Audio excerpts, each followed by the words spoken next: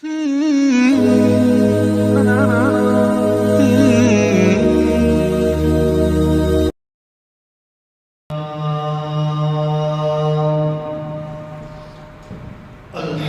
لله الذي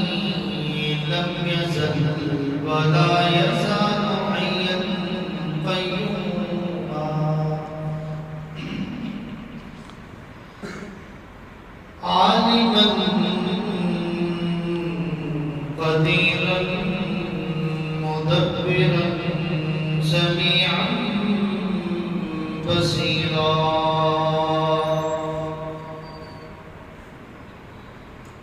الحمد لله الذي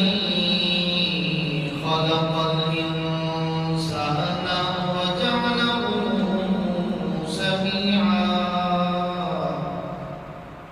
وجعله سميعا بصيرا ثم هداه السبيل ونسب له دليلا إما شاكرا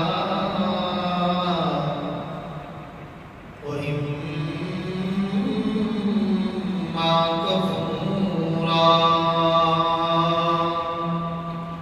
وأما الكافر فأعتد لهم سلاسل وأغلالا وسعيرا وأما الشاكرون فنعمهم وكرمهم ولقاهم نظرة وسرورا فنشهد أن لا إله إلا الله وحده لا شريك له ونشهد أن سيدنا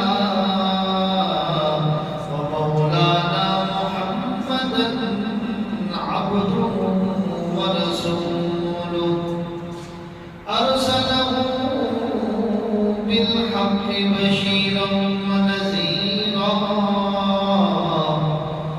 وداعيا إلى الله بإذنه وسراجا منيرا أما بعد فأعوذ بالله من الشيطان الرجيم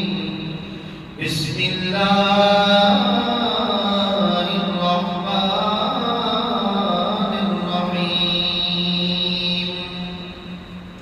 ثم أوحينا إليك أن اتبع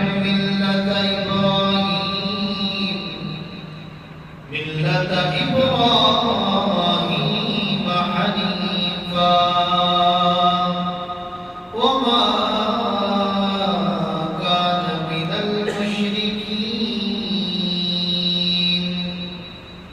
قال النبي صلى الله عليه وسلم إنما بعثت معلما أو كما قال عليه الصلاة والسلام صدق الله مولانا العظيم وصدق رسوله النبي الكريم ونحن على ذلك لمن الشاهدين والشاكرين والحمد لله رب العالمين। कौम का अगर हम हाल मालूम करें, उस कौम के हाल पर गौर करें तो अल्लाह रब्बुल इज्जत ने उनको खुशहाली अता फरमाई थी। अल्लाह तबारक व तआला ने उस कौम को नेमतों से माला माल फरमाया था और अल्लाह रब्बुल इज्जत ने उनको کو ایک خوبصورت زندگی بھی عطا فرمائی تھی اور وہ لوگ عیش و عشرت میں زندگی گزار رہے تھے۔ اب چاہیے تو یہ تھا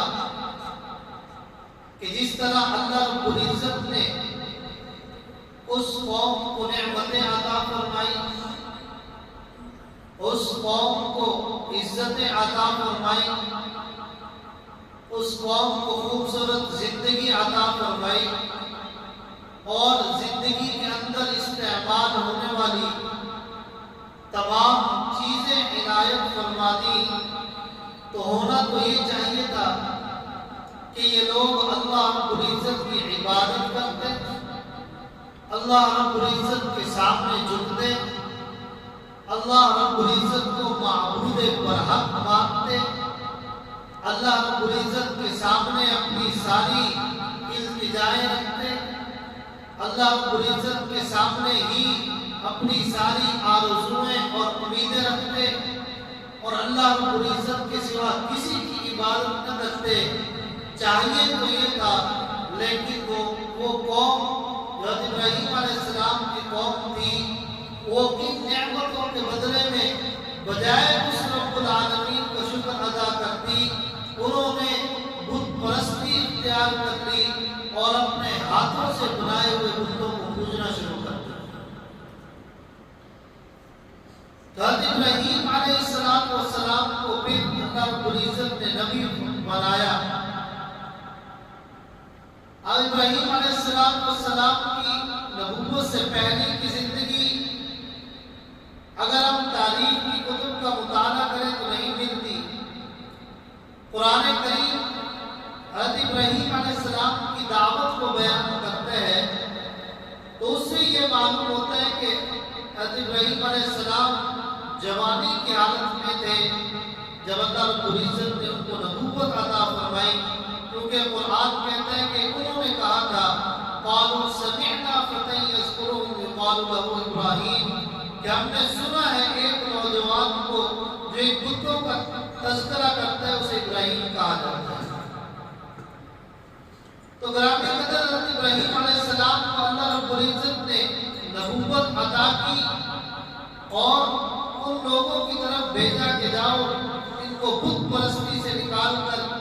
صرف ایک اللہ رب العزت کی عبادت میں لگاؤ، ان کو توحید کا سبق دو، رسالت کا سبق دو، آخرت کا سبق دو۔ حضرت ابراہیم علیہ السلام نے اس دعوت کی ابتدا سب سے پہلے اپنے گھر سے کی۔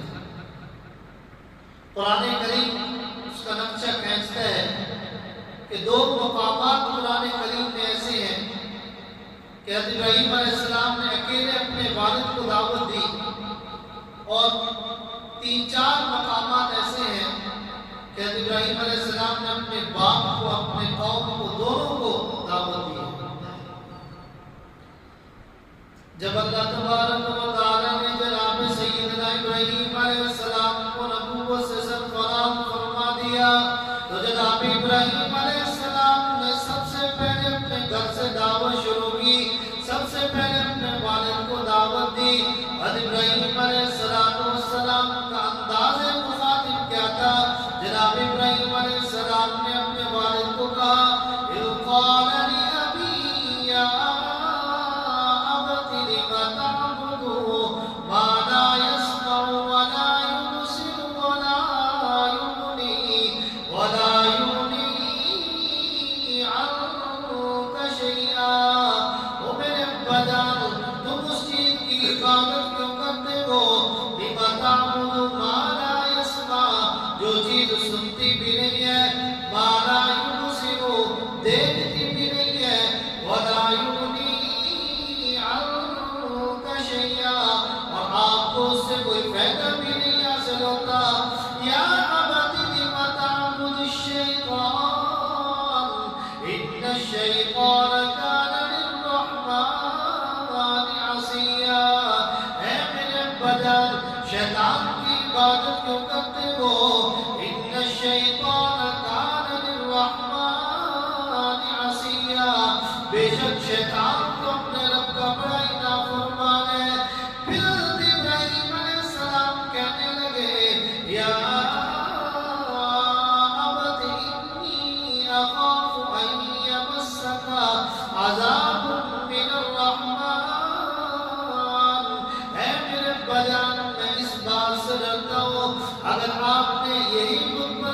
اختیار کیے